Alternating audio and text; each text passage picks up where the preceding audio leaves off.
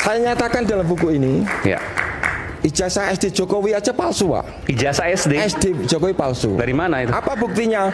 Formatnya aja beda dengan ijazah SD tahun itu yang lain-lain. Yaitu pada kolom nilai dengan huruf itu di ijazah Jokowi ditulis A, B, C, D. Padahal harusnya kan 8, 7 Angka. Ya. Oke. Ya. Anda punya kopiannya itu? Ada semua di buku saya. Dari mana Anda dapatkan itu? Kan kepala sekolahnya itu jumpa pers gitu ya. Ada di TV. Oh, enggak, waktu Anda mempermasalahkan itu, kepala sekolahnya jumpa pers? Iya. SD mana itu? SD Tirtoyoso itu. Solo? Ya. Oke, itu SD. Ya. Lanjut, Pak. Nah mungkin kan kepala sekolahnya itu sudah dibikin jauh-jauh kecil supaya nggak terlihat gitu. Anda foto? Saya zoom. Oke. Gitu loh. Ya logikanya tuh lompat-lompat. Nah, jadi Kalau saya ketika tambah. kita ada di sini, orang yang nggak ada, dia akan berubah lagi. Jadi saya tambah. Nah ini masalah. Karena Pak Iman baru kasih tahu saya, ya itu Ya, saya clear. lebih percaya Bang Victor daripada Anda. Saya juga tidak percaya dengan Anda. Anda siapa? Anda Saya siapa? penulis Jokowi ada Anda nomor 1, siapa? 2. Anda Iya, siapa? Bapak. Anda itu terpidana. Ini orang nggak ngerti perkara. Anda itu siapa? Saya Anda ini orang nggak ngerti perkara. juga tidak percaya dengan Mas. Ini orang nggak ngerti Anda perkara. kemarin yang masalah jangan tunjuk-tunjuk gitu. Merendahkan orang ini, Kenapa Bang? keberatan? Mengatakan Anda Anda siapa? siapa? Anda siapa? Kenapa? Ya, kamu siapa? Kamu siapa? Lah, kamu siapa? Kamu siapa? Kamu Risman kan? Nah, iya. Ya udah. Ya udah. Ayo. Pak Betor, Kau Pak Betor, merendahkan lanjutkan. orang kau. Nah, Kau merendahkan orang bagaimana? Kau merendahkan orang? mengatakan Bambang Tri itu Anda siapa? Loh, saya tanya, dia nanyakan saya. Dia Bambang Tri. Ya, Bambang Tri, Dia Bambang tidak Tri. penjilat. Ya, kata saya tidak penjilat. Saya berkata penjilat. Dia kau nggak ngerti perkara, Balik satu lagi. Saya hari ini mau katakan bahwa Pak Jokowi sedikit pun tidak gentar dengan apa yang terjadi. Satu, beliau mengatakan bahwa saya tidak ada masalah dengan ijazah ini. Ya udah Bahkan tunjukkan kalau orang- nggak ada masalah. Anda terus ngomong. Oke. Nanti saya buka semua tentang kalian malu. Oke. Kalian ini saya lihat hari ini buat ini, besok buat ini, besok apa lagi? Mas mantan menteri loh, Mas. Satu hal saja. Masa Mas. katanya lawyer nggak Saya ngerti hari undang-undang Selasa dasar. yang lalu ketemu langsung Pak Jokowi, diskusi lebih kurang 30 menit. Ya terserah. Mau Sedikit ketemu saya pun juga dia nggak ketemu tidak nggak gentar apa-apa. dengan- Nggak ada soal mau ketemu. Gini, Nggak ada nilainya sama Sebentar. sekali ketemu atau Sebentar. enggak. Bukan, saya mau sampaikan. Nggak ada nilainya. Sedikit pun Pak Jokowi tidak Sebentar, gentar Pak dengan Mamun. apa yang kalian lakukan. Ya udah mah nggak gentar, Perlu nggak gentar. dicatat Tapi itu. sendiri saya juga nggak gentar dengan Anda. Tetapi Ngapain juga? Mas, tetapi Ngapain juga? tolonglah kalau kita ini kan berbicara Orang masih ke publik. nyari duit ke sana. Sebentar ngapain dulu. juga gitu loh. Siapa cari Ya duit? kan nih ngapain juga? Nyari receh ke sana. Ngapain? Pak, Ayo saya respect sama Anda selama ini loh. Iya udah. Ya sudah. Anda makanya bilang nggak saya usah. nyari duit, Udah. mungkin duit saya lebih banyak dari Mas. Ya sudah, wah bagus kaya kalau gitu. Oh, banyak. Duit Nah, kita nggak bicara pribadi. Sebentar, Mas. Sebentar dulu, Mas. Sebentar dulu deh. Mas, saya respect loh sama Anda selama ini. Tapi tolong, ya, jangan ukur saya dengan mengatakan saya datang ke kediaman Pak Jokowi ngambil receh. Ya udah nggak usah ke sana. Itu Anda kalau menghina gitu. saya. Mengurangi respek Apa saya urus kepada Anda kepada saya? Ya udah, nggak Saya usah. mau datang nggak ada urusan dengan Anda. Ya udah, saya juga nggak ada urusan dengan Anda. Saya Nggak ada urusan. Itu soal ijazah Pak Jokowi selesai aja lah. Itu Roy Suryo masih juga terus referee ikut dukung lagi. Terus saya mau bilang palsu ijazahnya gimana? soal Kalau soal asli ya pemakzulan. tunjukkan. Kita buktiin kan goblok, kitanya yang bodoh gitu. Mantan presiden kita, beliau nggak ngapain, ijazah palsu. Terus gue baca komen-komennya kan, komen-komennya siapa? Ya kalau nggak palsu tunjukin ijazahnya lah. Kan lu yang nuduh. Kenapa misalnya beliau gitu, Pak Jokowi nggak tunjukin ijazahnya? Karena dia yang dituduh. Ini kan logika hukum dasar bro. Masa lu bisa kayak main nunjuk-nunjuk orang kayak Timothy mana? Ayo Timothy, buktiin gitu. Buktiin lu pernah jual pomade gitu. Nggak, Kan lu yang tuduh. kan gitu. nggak gini kan. Kayak Timothy lu cewek begitu kan. Iya. Nggak langsung telanjang. Gua telanjang gitu, enggak, gua cowok gitu loh. Hei, gitu kan. Ini gue Nggak punya kan. nih gitu. Kan nggak gitu. Diminta, oh lu buktiin ini ya, buktiin ini ya, bukti itu ya. Itu kan kesalahan logika berpikir. Contohnya misalnya ini ada yang lucu juga nih bro. Contohnya ijazah Jokowi. Kan dipermasalahkan tuh ya. Saya nggak peduli ijazah dia real atau ijazah dia nggak real. Tapi setidaknya dia udah jadi presiden bro. Betul. Daripada yang lu profesor S3 tapi lu nggak jadi apa-apa. Gitu. Gue mendingan biarin, gue nggak peduli. Bahkan lu mau ijazah palsu tapi dia presiden bro. Daripada lu ijazahnya real, profesor S3, Tapi nggak berkontribusi lu buat nggak negara. berkontribusi Ya, gitu. Jadi betul. dunia ini ijazah itu cuma on paper. Yang real itu lu bisa menghasilkan apa di dunia real. Itu yang lebih penting menurut gua. Roy Suryo, Jokowi ijazahnya palsu, tidak kuliah di UGM. Berita tahun 2025. Ada ratusan media online yang nulis begitu, betul? Tapi ketika ada ditemukan koran tahun 1985 yang menyebutkan di koran itu mahasiswa-mahasiswa UGM Fakultas Kehutanan namanya Joko Widodo, yang kita pegang apakah koran tahun 1985 atau koran media online, media cetak, majalah tahun 2025. Tahun 1985. Kenapa? Karena kejadiannya TKP-nya itu ada di UGM tahun 1985. Teman yang sejati gitu loh, jangan ditinggalkan Pak, jangan dilupakan. Habib Rizik ini harus diangkat untuk membenahi Indonesia juga, diajak dong jadi menteri, itu dirangkul gitu loh Pak. Pak Amin Rais dulu dan Mas Roy Suryo, itulah teman sejati Pak Prabowo Subianto, bukan para penjilat-penjilat termul yang justru termul ini si pengkhianat. Ini akan rusuh Pak, serius. Kami 12 orang ini bukan orang biasa Pak. Kami punya bukan punya banyak masa apa-apa, rusuh Pak. Itu ibu-ibu, maaf ya saya minta maaf, oknum-oknum relawan Anies semuanya. Ini berarti di balik proyek ijazah ini ada relawan Anies gitu? Oknum-oknum, tidak semuanya, yang sakit hati dengan Jokowi, yang dibawa oleh Kojenudin, dibawa oleh Roy Suryo dan kawan-kawan untuk aksi di UGM, aksi di mana-mana. Berarti ini murni pasukan sakit hati Barisan membenci sakit Jokowi hati, begitu? itu orang-orang tuh. Ijazah ini hanya sebagai salah satu. Ya, alasan saja untuk menggulingkan Gibran, menghajar Prabowo. Anies Baswedan soroti gaji dan tunjangan DPR, ganggu rasa keadilan bagi semua. Emang unta satu ini nggak pernah ngaca kalau ngomong. Dia selalu mengatakan lihat rekam jejak, tapi dia lupa rekam jejaknya sendiri.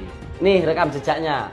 Anies naikkan tunjangan perumahan pimpinan DPRD DKI jadi 78,8 juta.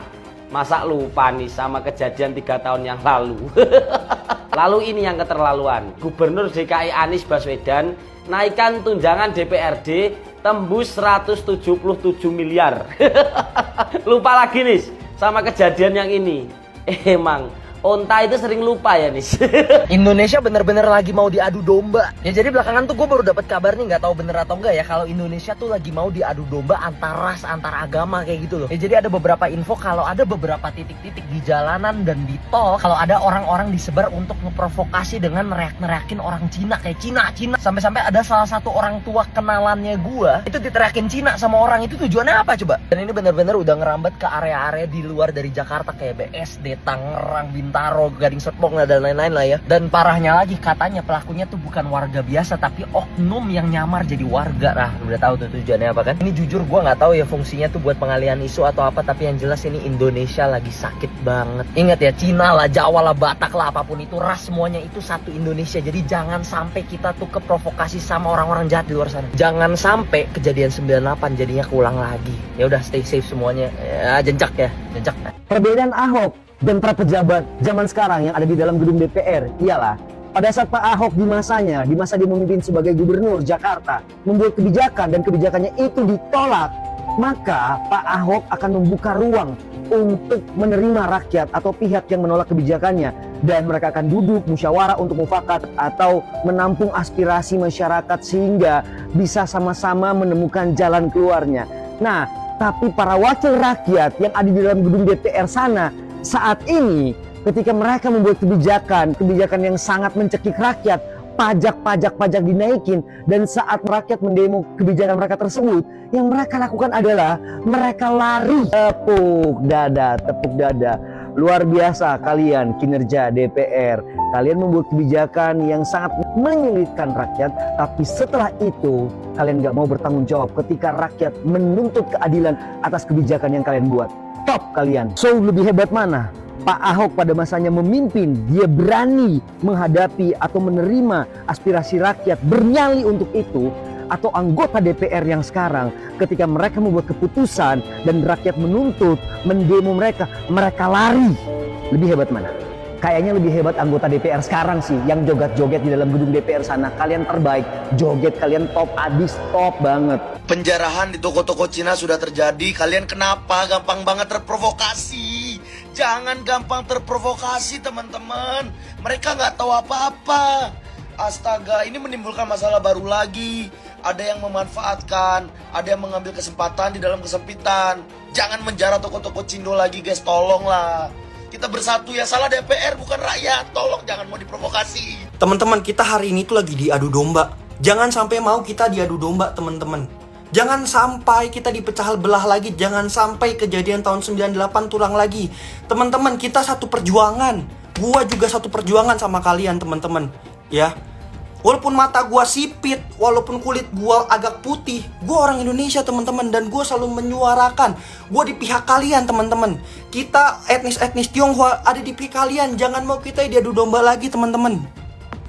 Dan buzzer-buzzer pun sekarang sudah mulai menyuarakan hal itu, mulai membakar lagi kepada etnis Tionghoa. Kenapa? Karena itu yang paling gampang untuk dibenci.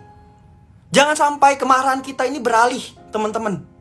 Ya, jangan sampai hal yang buruk kembali lagi, sejarah yang tidak ingin kita ulang kembali lagi teman-teman. Tolong share video ini, sebarkan awareness teman-teman, bahwa kita itu satu tanah air, satu bangsa, kita satu Indonesia teman-teman. Terima kasih banyak. Ada yang mengail di air keruh. Ini demonstrasi, saya ingin anak-anak kita bro memahami ini. Kalau toh berhasil merubah sesuatu, ini akan memakan anak-anaknya sendiri. Karena kalau revolusi itu pasti korbannya anak-anaknya sendiri. Dan yang akan nunggangin itu orang yang tidak ikut apa-apa. Ini namanya mengail di air keruh. Sekarang gini, waktu almarhum korban sudah meninggal, kalau yang datang polisi sama Brimob oke lah. Tapi ada orang yang datang, dia apa hubungannya ya? Politisi. Nah, jadi itu saya lihat udah mulai ada yang mau memancing di air keruh. Itu yang paling lihat. Itu kan kita lihat di TV lu, kok saya lihatnya apa hubungannya ya orang ini? Kok datang? Lah, padahal yang mestinya datang minta maaf kan udah kayak polisi, presiden minta maaf, itu memang harus tuntutan penuh itu secara moral yes. Tapi kalau datang orang kecil lu apa hubungannya lu? Nah ini kan ada gejala memancing di air keruh dan itu selalu terjadi di setiap revolusi. Sumpah ini semakin mengerikan ya. Jadi kekacauan yang terjadi di Indonesia ini kan pernah dibahas sama media di Rusia. Jadi ada laporan media yang bilang kalau Indonesia itu sekarang lagi mengalami yang namanya color revolution. Nah kemarin awalnya itu gue kira color revolution ini cuma istilah politik kan, tapi ternyata enggak guys. Ini emang revolusi warna beneran, si warna pink yang sekarang ada di mana-mana. Yang bikin merinding itu si analis geopolitik yang bilang Indonesia sedang mengalami color revolution ini udah dari akhir Agustus kemarin nih bilangnya. Udah ada nih akhir Agustus kemarin ya, lewat laporan media Rusia yang namanya Sputnik. Nah di awal Septembernya ternyata beneran tiba-tiba media di Indonesia ini dibanjirin sama warna pink. Dan setelah gue baca-baca lagi ternyata revolusi warna ini udah sering terjadi di banyak negara. Masing-masing negara ini punya perwakilan warnanya masing-masing untuk sebuah gerakan. Dan tujuannya ini semua sama, yaitu menggantikan rezim atau pemimpin yang tidak bisa sejalan dengan Barat. Ya gue sih berharapnya pihak-pihak yang gembar-gembor warna pink ini at least tahulah maksudnya nih apa. Jangan sampai ternyata emang kita nih lagi digerakin secara tidak sadar sama pihak-pihak luar. Gantinya aneh! Gantinya aneh!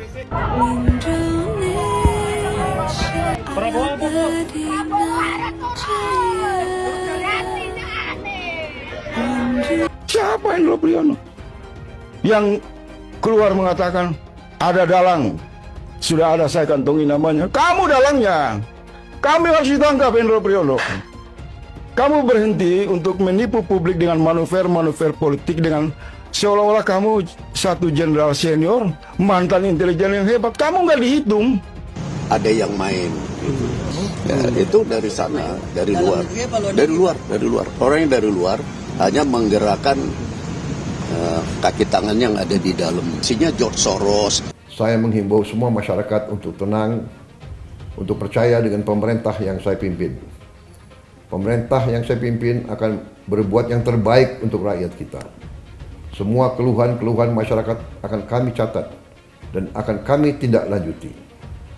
Saya juga menghimbau kepada seluruh bangsa Indonesia untuk selalu waspada agar unsur-unsur yang selalu ingin huru-hara, yang ingin kaos, saya sampaikan kepada seluruh rakyat bahwa hal tersebut tidak menguntungkan rakyat, tidak menguntungkan masyarakat, tidak menguntungkan bangsa kita. Bangsa kita sedang berbenah diri, bangsa kita sedang mengumpulkan semua tenaga, semua kekuatan, semua kekayaan untuk kita bangkit, membangun negara yang kuat, negara yang sejahtera, negara yang berhasil mengatasi kemiskinan dan kelaparan. Kita akan menjadi bangsa yang maju. Kita akan jadi bangsa yang mandiri, yang berdiri di atas kaki kita sendiri. Kita akan menjadi negara industri yang tidak kalah dengan negara-negara lain. Untuk itu, kita harus waspada, kita harus tenang, dan kita tidak boleh mengizinkan kelompok-kelompok yang ingin membuat huru-hara dan kerusuhan. Buat Ahmad Syaroni kamu terima. Itu adalah hasil dari kemarahan masyarakat yang lu bilang katanya tolol. Kita lihat juga di situ ada hasil jarahan aneh-aneh ya. Ada Iron Man, ada juga hasil jarah jam tangan Richard Mille itu kolaborasi dengan McLaren sekitar harganya sekitar 15 miliar. Itu nggak tahu asli apa palsu, tapi kalau lihat Ahmad Syaroni sungkem dulu itu mungkin asli. Dan nggak cuma sampai situ, ini bener ijazahnya Ahmad Syaroni itu ngapain orang jarah, tapi kita lihat hampir nilai semuanya rata-rata 6. Kelihatan banget sekarang siapa yang tolol, Anda apa rakyat. Ditambah memalukan sekali dia kabur ke Singapura. Itu rumahnya sampai ada yang berenang di situ. Tapi ya sudah. Maka jangan menyampaikan hal-hal seenaknya, bubarin DPR. Jangan. Mental manusia yang begitu adalah mental orang tertolol sedunia. Catat nih, orang yang cuman mental bilang bubarin DPR, itulah orang tolol sedunia. Aku bener-bener murka banget ya lihat kearoganan dari karyawan kita di DPR, Ahmad Syaroni dari Partai Nasdem. Kenapa kita minta untuk bubarkan DPR? Satu, mereka udah gagal dalam menjalankan mandat dari masyarakat yang diberikan kepada mereka. Tapi kalau bicara dengan tunjangan, ngatain tolol pun berani mereka kepada masyarakatnya. Luar biasa ini ya, karyawan rakyat kita yang nggak tahu diri. Apa sih capaian pekerjaan kamu sampai saat ini gitu ya? Aku lihat kamu di Instagram seneng banget tuh untuk pamer-pamer kekayaan ya kan. Wah, crazy rich Indonesia man, sultan gitu, motornya, mobilnya, wah, wadidaw, kaya banget lu bro. Kalau beneran kaya dan udah kaya, kenapa masih maruk mau mempertahankan tunjangan dari pajak hasil kerja rakyat Indonesia yang bekerja dengan sangat keras, sangat jujur, desak-desakan di transportasi, susah cari pekerjaan yang pengen kamu pajakin kemana-mana itu. Ngapain mau ngambil duit kita kalau memang kamu sudah crazy rich? Nah sekarang kita bahas nih kesombongan kamu, ya kan? Katanya orang tolol sedunia. Tahu diri ya, kalau berani ngatain bos kamu, setidaknya jangan dimakan duitnya. Udah setiap hari dimakan duitnya, di-enjoy tanggungannya, bisa gila hormat petantang-petenteng, ngatain tolol lagi. Sorry Anies terbaik. Indonesia butuh Anies. Setujukah Anies presiden? Anies. Catat nih, orang yang cuman mental bilang bubarin DPR, itulah orang tolol sedunia. Maka saya berani katakan di sini, hei orang miskin, hei orang melarat, tidak usah bayar pajak karena pemerintah haram mengambil pajak dari orang-orang miskin dan melarat, saudara. Allah mewajibkan zakat hanya kepada orang kaya. Haram ambil pajak dari rakyat, saudara. Haram, apalagi dari rakyat miskin yang melarat, yang nyari kerja susah, yang makan susah. Haram kau ambil pajak dari mereka. Lalu Prabowo lengserkan dia, setuju gak? Setuju gak? Dukung tidak? Takbir. Kita akan seret mereka semua untuk dijebloskan ke dalam penjara. Takbir. Setuju tidak? Setuju tidak?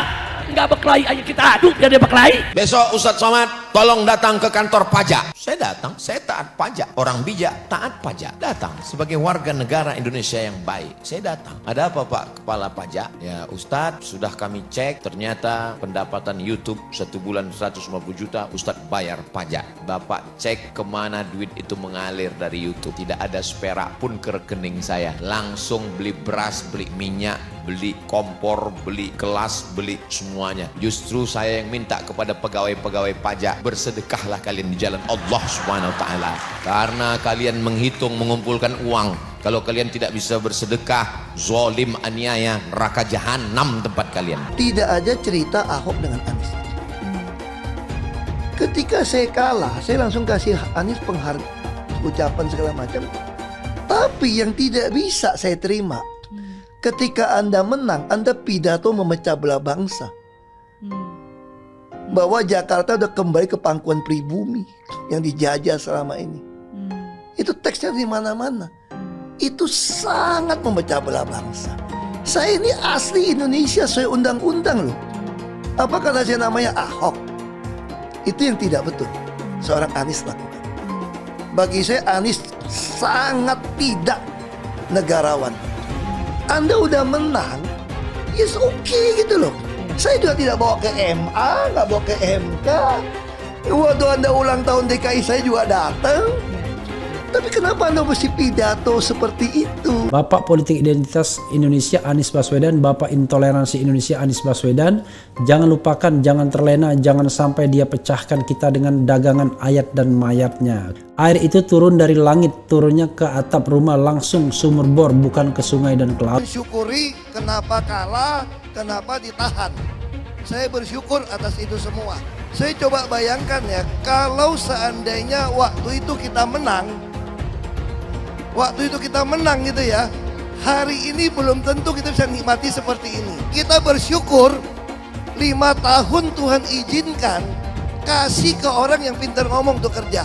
Coba kalau kita bayangkan gitu ya, kalau kemarin saya masih jadi gubernur, ini saya udah turun ini.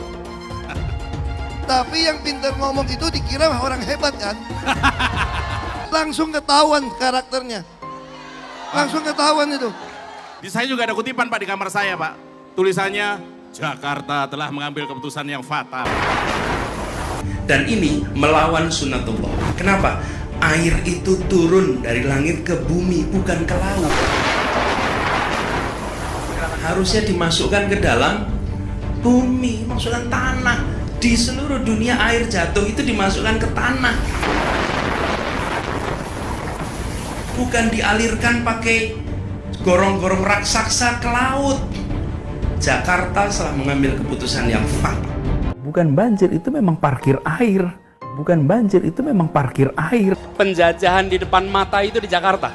Dulu kita semua pribumi ditindas dan dikalahkan.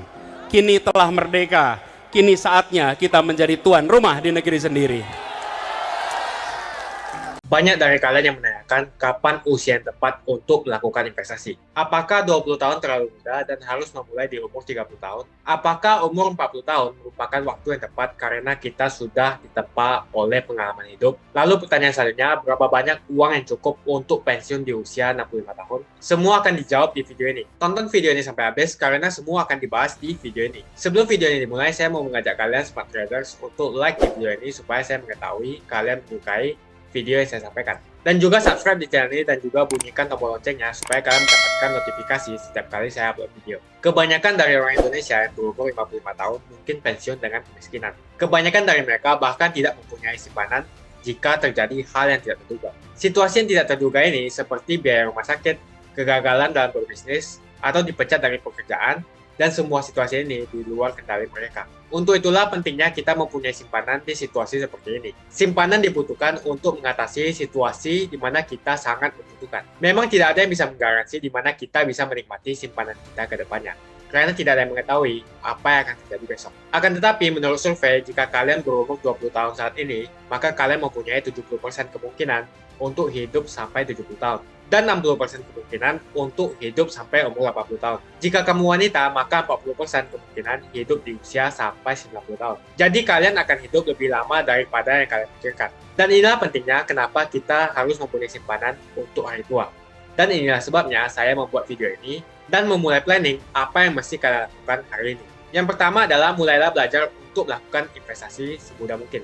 Ada pepatah mengatakan simpanlah hari ini dan nikmati kemudian hari. Ketika kita muda, maka menyimpan atau saving akan relatif lebih mudah karena kita belum banyak komitmen. Uang yang kalian simpan di usia 20 tahun jauh lebih berharga dibanding dengan uang yang kalian simpan di usia 30 tahun. Maksudnya apa? Jika kalian simpan 100 juta di usia 20 tahun dengan return 8%, maka nilainya 2 miliar ketika kalian usia 60 tahun. Di lain sisi, ketika kalian mulai menyimpan uang yang sama di usia 30 tahun, maka nilainya cuma 1 miliar ketika usia Anda 60 tahun. Jadi maksudnya, jika kalian investasi di usia 20 tahun, maka kalian akan mempunyai uang 1 miliar lebih banyak jika dibanding kalian investasi di usia 30 tahun. Contoh ini seharusnya membuat kalian mengerti bahwa kalian memiliki dua opsi. Opsinya adalah kalian bisa simpan dan invest uang dengan nominal lebih kecil di usia 20 tahun, atau invest dengan uang yang lebih besar di usia 30 tahun atau 40 tahun. Itu semua menjadi pilihan kalian. Seperti yang sering saya katakan di setiap video, ketika kalian investasi di indeks saham Amerika, maka kenaikan rata-rata adalah 8% setiap tahunnya. Jadi bagaimana jika kalian ingin 15 miliar ketika usia kalian 60 tahun? Jika umur kalian 20 tahun, kalian harus simpan 4,16 juta per bulannya atau 50 juta per tahunnya. Ketika usia Anda 60 tahun, maka uang investasi Anda akan mencapai 15 miliar. Jika kalian memulai di usia 30 tahun, kalian harus menyimpan 9,5 juta per bulannya atau 114 juta per tahunnya untuk mencapai tujuan kalian.